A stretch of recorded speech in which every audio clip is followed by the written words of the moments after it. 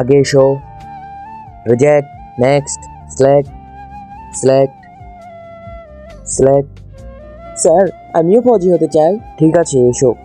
Select. Army হওয়ার জন্য এটা তোমাদের শেষ পরীক্ষা। এই যে বেলুনটি ফেটে গেল, কিন্তু বেলুনটি ফাটা যাবে না। যে এই ট্রেনিং এ পাস করবে সেই আর্মি হবে। স্যার, বেলুনটি আগুনের উপর ধরলে তো ফেটে যাবেই, কিন্তু তারপরেও আমি চেষ্টা করছি। স্যার, এটা তো সম্ভবই না। সরি স্যার, এটা সম্ভবই না।